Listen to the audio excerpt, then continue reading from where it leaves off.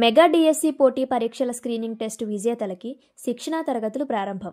రాజమహేంద్రవరంలో BC study సర్కిల్ను శిక్షణా కేంద్రాన్ని పరిశీలించిన రాష్ట్ర పర్యాటక, సాంస్కృతిక, సినిమాటోగ్రఫీ మంత్రి Kandula Durgesh, collector P Prashanti, MLA Adireddy Vasu. So మేమందరం కూడా వచ్చి కొంత టైం మీతో స్పెండ్ చేయడం జరుగుతుంది. ఎవరు సబ్జెక్ట్స్ లో వాళ్ళు మీకు కొన్ని క్లాసెస్, అదర్వైజ్ జనరల్ గా మీకు మోటివేట్ చేయడానికి ఏ అవకాశాలు ఉంటాయో అవన్నీ కూడా మేము ఎక్స్ప్లోర్ చేయబోతున్నాం. ఆ విధంగా ఈ బీసీ స్టడీ సర్కిల్ ని మరికొంత యాక్టివ్ గా చేయాలి అని ఉద్దేశం. మనం చాలా మంది పిల్లలు చదువుతూ ఉంటారు, మనం ఇంట్లో కూడా ప్రిపరేషన్ చేసుకోవచ్చు. కానీ మనకి ఒక 4 days, 5 days, 6 days, 1 month అలా ప్రిపరేషన్ టైం అవుతున్న కొద్దీ మన కాన్సన్ట్రేషన్ లెవెల్స్ కొంచెం తగ్గుతూ ఉంటాయి. సో అప్పుడు మనకి చుట్టుపక్కల ఉన్న ఎన్వైరన్మెంట్ కానీ, మన ఫ్రెండ్స్ కానీ, బుక్స్ కానీ, టీచర్స్ కానీ, అదర్వైజ్ ఎవరో ఒక సక్సెస్ స్టోరీ కానీ మీరు మోటివేట్ చేయడానికి మీకు అవసరం ఉంటుంది. కంటిన్యూ చేయడం జరిగింది. స్టూడెంట్స్కి కొంత యాక్సెస్ ఇవ్వాలి అని. ఇప్పుడు బీసీ స్టడీ సర్కిల్లో ఎవరైతే స్టూడెంట్స్ ఉంటారో మీ అందరికీ కూడా ఆర్ట్స్ కాలేజ్ లైబ్రరీతో మేము టైఅప్ చేయబోతున్నాం. సో అక్కడ ఉన్న బుక్స్ అన్ని కూడా మీకు అందుబాటులోకి వస్తాయి. ఏమంటే మాత్రం చాలా వేరియేషన్స్ ఉంటాయి. ఒకే హ్యూమన్ బీయింగ్, ఒకే బ్రెయిన్, బట్ ఎందుకు ఇలా చూసింది ఎందుకు రీప్రొడ్యూస్ చేయగలుగుతున్నాం అంటే the difference is concentration.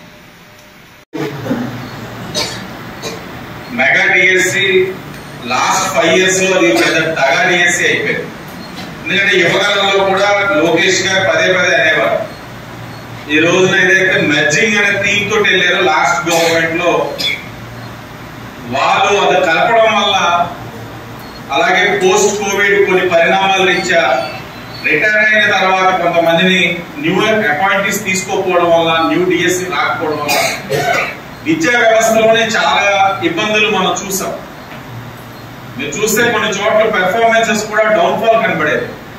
Best performing schools కూడా చాలా డౌన్ఫాల్స్ కనబడేది.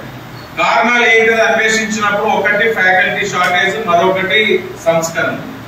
అంటే అవగాహన లేని ప్రయోగాలతోటి పిల్లలు జీవితాలతోటి చాలా ఇబ్బందికర పరిస్థితులు చూసాం గత 5 సంవత్సరాలు. ఇప్పుడు ఆ ప్రయోగాలు చేసే ఆలోచన అయితే ఎన్డీఏ కూటమిగా మాకు లేదు. మరొక అంశం, ఈ ఫ్యాకల్టీ ఏదైతే టీచర్స్ ఉన్నారో ఆ ఉపాధ్యాయులు కొరతను కూడా తగ్గించాలని మీరు నమ్మరు. 5 సంవత్సరాలు ఒక్క డిఎస్సి కూడా తీయలేదు.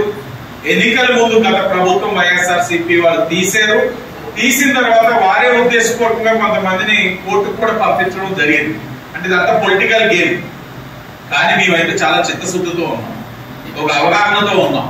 మెగా డిఎస్సి తీయడంతో పాటు తక్షణమే మొదలుపెట్టు టెట్ ఎగ్జామ్ అయినంటే మీకు మళ్ళీ టైం ఇచ్చి అది ఇవ్వడంతో పాటు ఉచితంగా కూడా మీ అందరికీ కూడా ట్రైనింగ్ ఇస్తా ఉందంటే ఎన్డీఏ కూడా చాలా చిత్తశుద్ధితో ఉన్నాం. న్యాయపరంగా కూడా ఏ విధమైన సమస్యలు కూడా రాకుండా, ఎందుకంటే న్యాయపరంగా కొంతమంది ఉంటారు, ఏజ్ ఫ్యాక్టర్స్ ఇవన్నీ కొంతమంది కోల్పోయి ఉన్నారు అవకాశాలు. ఆ అవకాశాలు కోల్పోయారు కాబట్టి కొంతమంది వెళ్ళేటప్పుడు వారికి ఏ విధంగా అవకాశాలు కల్పించాలన్న దాని మీద కూడా చర్చిస్తూ మీ అవకాశాలు దూరం చేయకుండా ఈ రోజు ప్రభుత్వం ఆలోచిస్తా ఉంది.